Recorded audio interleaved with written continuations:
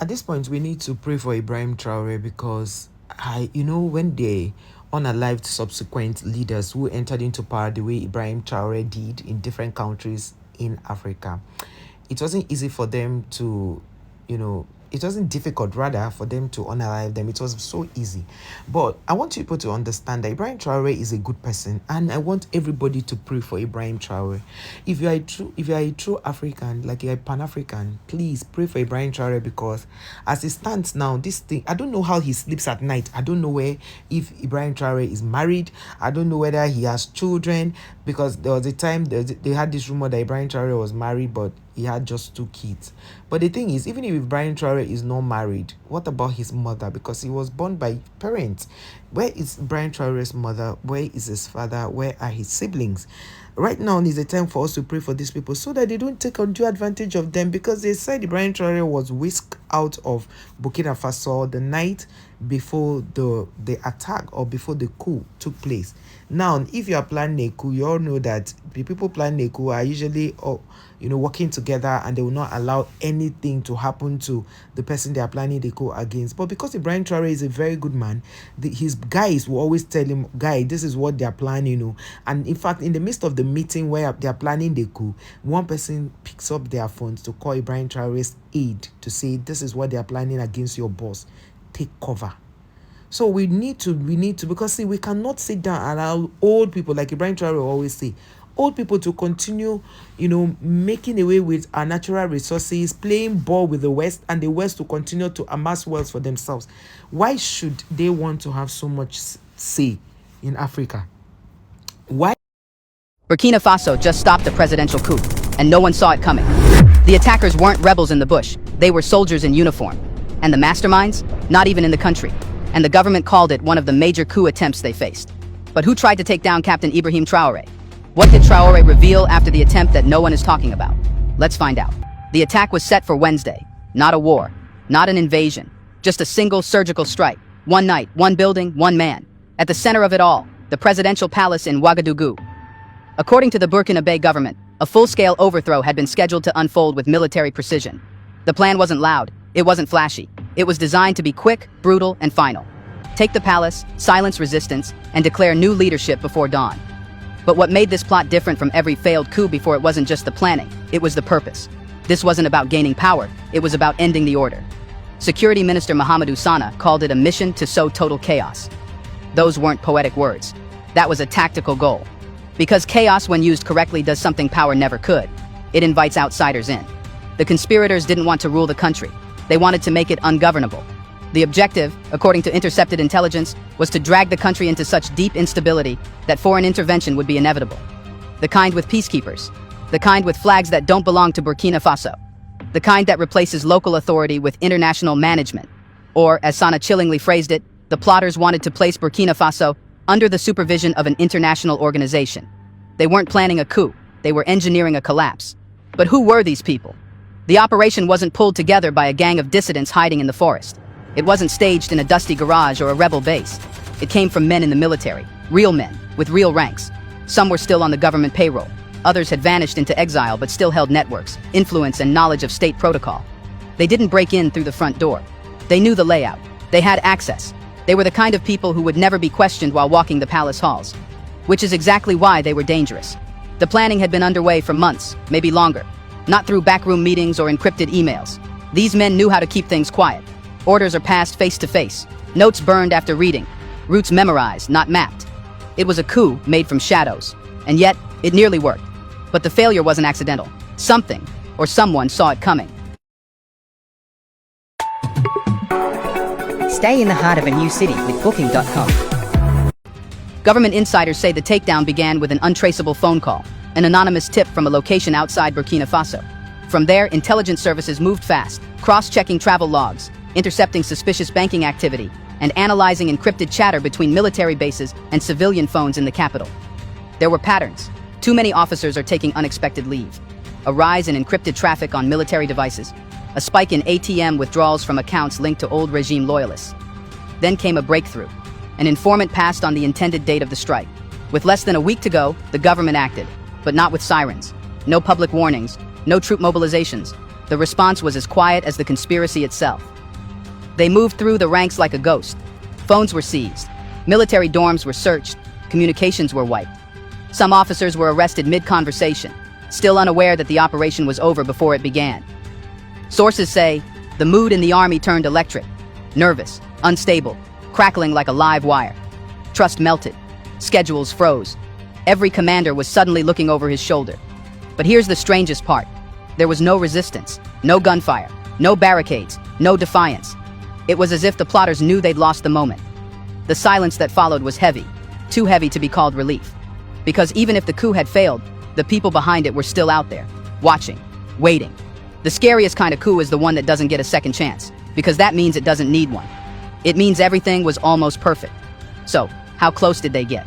Close enough to trigger a full lockdown of the presidential guard. Close enough that President Traore was moved to a secure, undisclosed location hours before the arrests began. Close enough that, had the tip come just a day later, Burkina Faso might be flying a different flag. This wasn't a clumsy grab for power by a few angry men. It was a coordinated military-grade operation with strategic objectives and geopolitical implications. And the more investigators pulled at the threads, the more they found connections far beyond the capital and far beyond the country. The plot had barely been foiled. But the war behind it? That was only the beginning. Here's a reminder to please like and share the video and subscribe to our channel to watch more videos on Black culture, history, civilization, and identity. Let's continue now. Now the question is, who was behind all this? Every conspiracy needs a triggerman. But the real power hides behind the curtain, silent, calculating, and always 2 steps away from the blast. As Burkina Faso's investigators followed the smoke trails left by the foiled coup, they began to realize something chilling. The fingerprints didn't just belong to low-ranking soldiers looking for a promotion. Number. These were men who once sat at the same table as the current leadership, who once stood during the same national anthem, who once saluted the very man they tried to destroy. This betrayal wasn't from strangers. It was from brothers in arms. Among the first names whispered through military channels was a former colonel who had disappeared from the radar 2 years ago. Discharged quietly after internal disputes, he had resurfaced, not in Burkina Faso but hundreds of miles away, living in quiet exile, not hiding, waiting, watching, and, as it turned out, plotting. His location? Ivory Coast, but he wasn't alone. Reports suggest he was part of a tight circle of ex-officers, some exiled, others simply detached from duty, who had begun forming what analysts are now calling a shadow council. No official titles, no chain of command, just shared purpose and deep resentment. They were men who had worn the system like a second skin. They knew the codes, the rotations, the blind spots. They understood which commanders could be bought with money and which could be swayed with ideology. And they had one thing most of the government's current enemies didn't: credibility.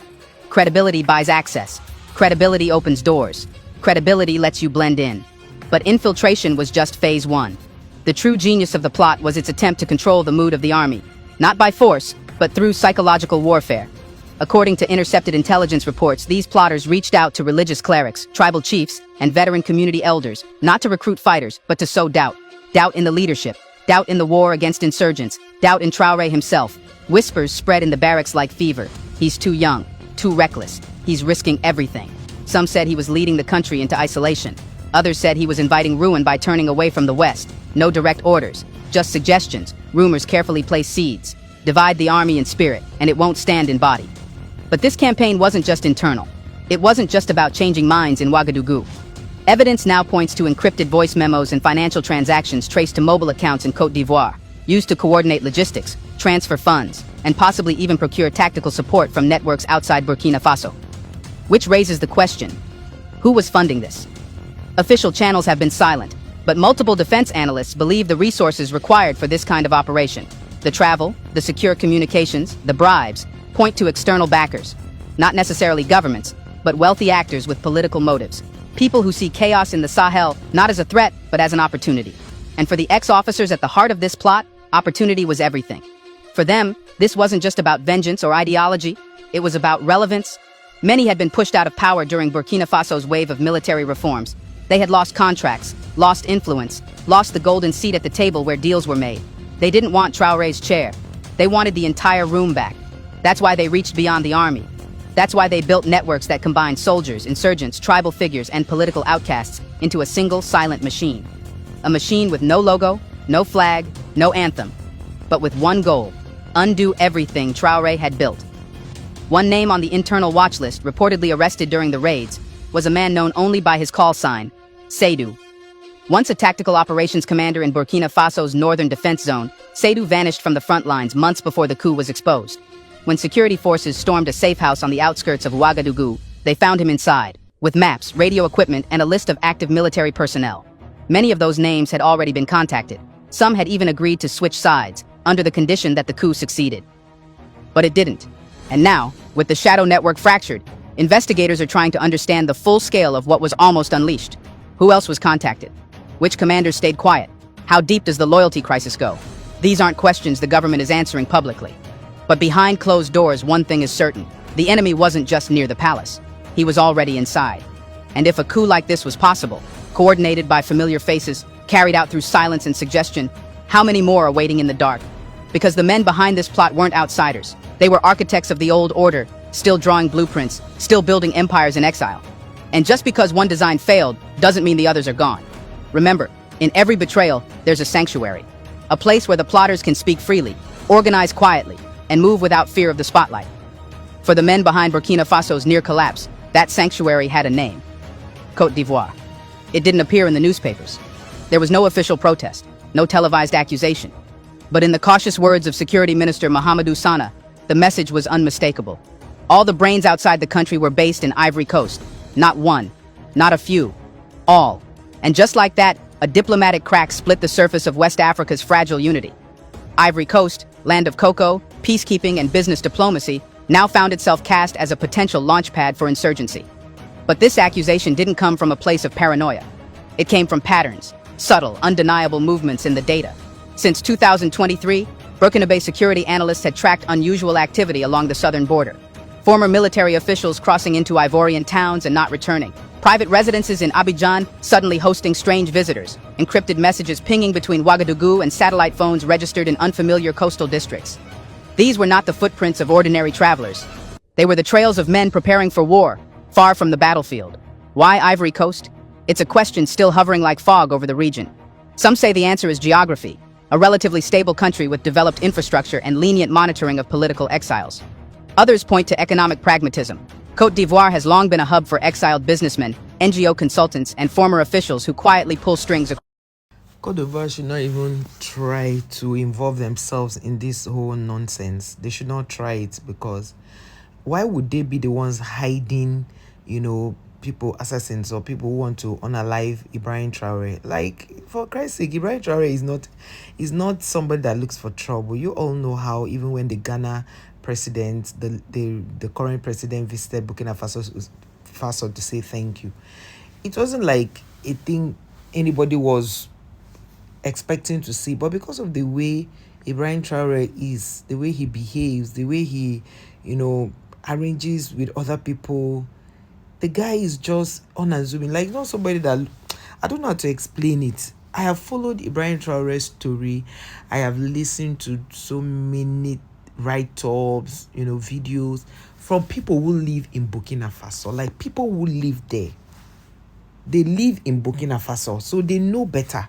You cannot be living in you cannot be living in a different country and now think you know better. It's just like me being in Nigeria and the president is doing good, and then somebody who is outside the country will say, oh, the president is not doing good. It is me who go to the market. It's me who do everything that will be able to tell that the president is doing good or the president is not doing good.